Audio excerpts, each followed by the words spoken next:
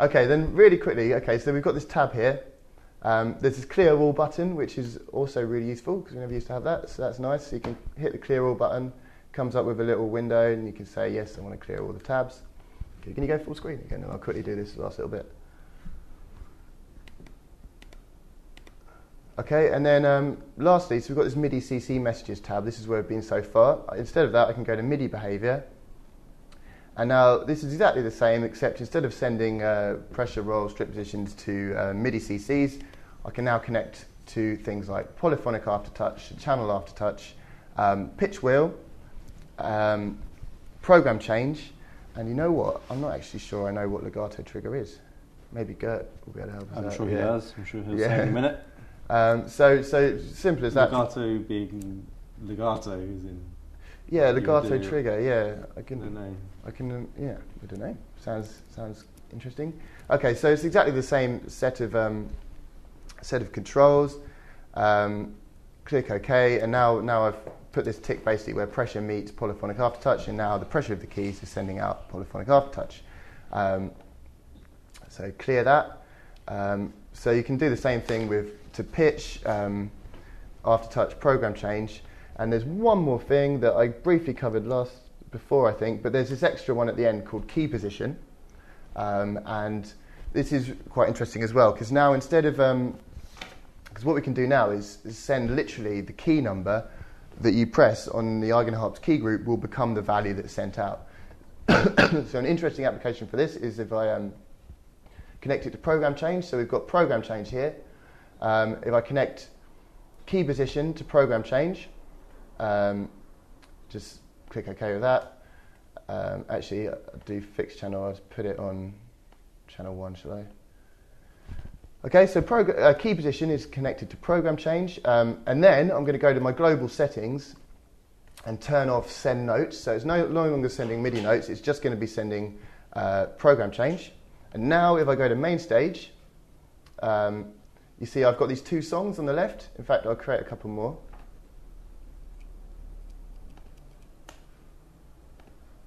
Now, so I've got these songs on main stage, and brilliant thing about this, fingers crossed, is now if I press the keys in key group 1, I've got MIDI output 1 selected. You can see that I'm switching between my main stage songs using the program change. So it's sending out program change. Can you put it on so you can see what I'm doing? Yeah.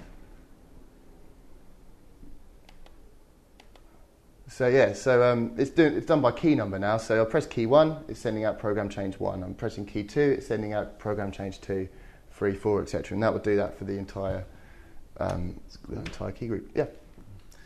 Okay, so the legato trigger row in the MIDI behavior panel allows you to temporarily change the behavior in which channels are selected in polyphonic MIDI mode.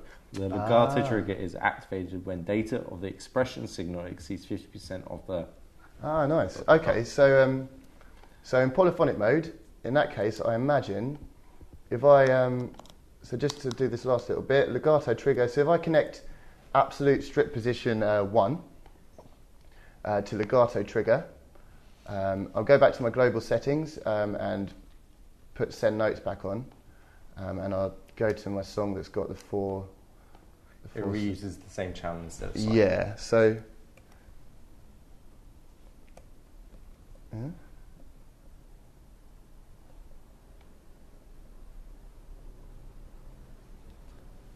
Oh, maybe I should have...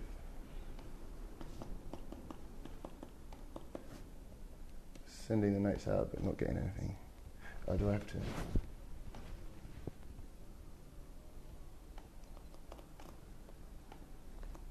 So many notes. Oh, that's because my, sorry. My, you turned off note sending. No, I turned that back on, but it's because settings. I turned off the cutoff that I was doing, so the cutoff is at 0 on all my synths. So I put that back in, the cutoff thing, per note.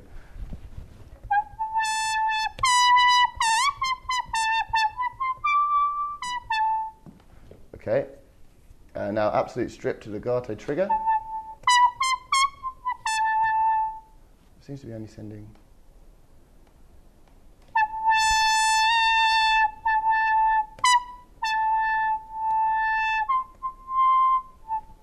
So one more thing. I'll just put this to 0. Okay, so now I can demonstrate this. Okay, so each new note I'm pressing, can you go full screen again? Mm-hmm. Actually, no, don't worry about it. Okay, you can see that, yeah. So every new note I press is getting sent out on different channel, but I've attached absolute strip 1 to the guarded trigger, so I'm hoping that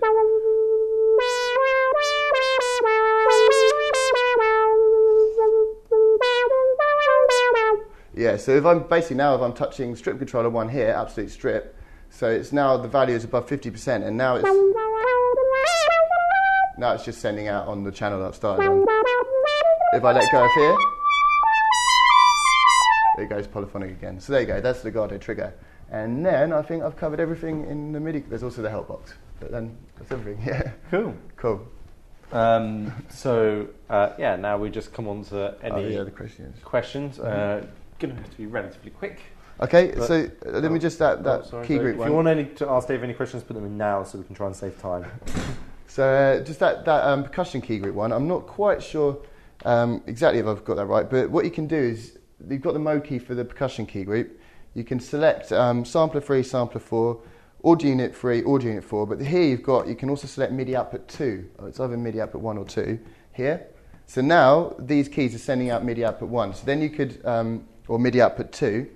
So now you could open up MIDI converter 2, which is obviously the one that controls MIDI output 2, and you can do all this stuff that we were just doing, but it would be from here instead of from here. So you could turn off send notes if you wanted to, and you could use this to just send out controller values or whatever you need. Cool. And then Jose's question, quickly. Oh yeah, quickly. Quickly. Oh, sorry. Okay, so the last little question we had today was how to turn off the flash of the lights. Is Keyman here? Yeah. Yeah, so I wasn't quite sure. It's not possible to turn off when you touch the keys, the light flashes under your fingers. That's not possible to turn off. But what we can do is when you hold down the mode key, you do it close. When you hold down the mode key, all the key group flashes orange. You have to wait a little bit. We can turn that off pretty simply. So let's. So if we go to Eigencommander. Oh, I just chose stage. No. Okay, choose Eigencommander. What you say is K group 1, hey, and then you literally just say blink to 0 set. I think the 0, I think it's in seconds. So if it was to 1 set, it would flash for 1 second before you could see the options. So blink to 0 set, and don't forget, if you've seen these before, you'll know that there's the talker K group as well now. So don't forget to do that as well. So blink to 0 set again.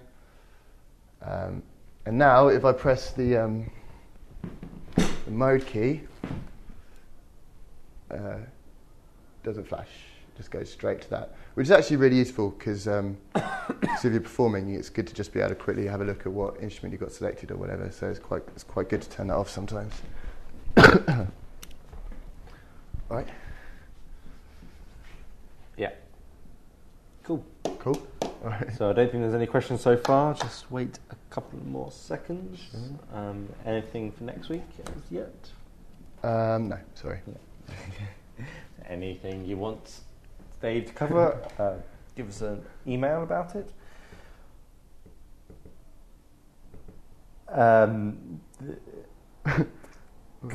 Possible news about Stage. Oh, okay, yeah, Stage iOS. Okay, yeah, very soon. Blame the other Aaron, not me, the other Aaron. I think this is the only company that I've ever worked in. There's been 3 Aarons or Aarons in the same company.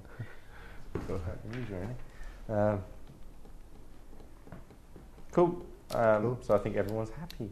Yay! Thank you. Cool. Yeah. Cool. All right, then. Cool. Nice one. All right. Thank you very much. We'll See you next time. Next time. Cool. Cool. See ya. Bye.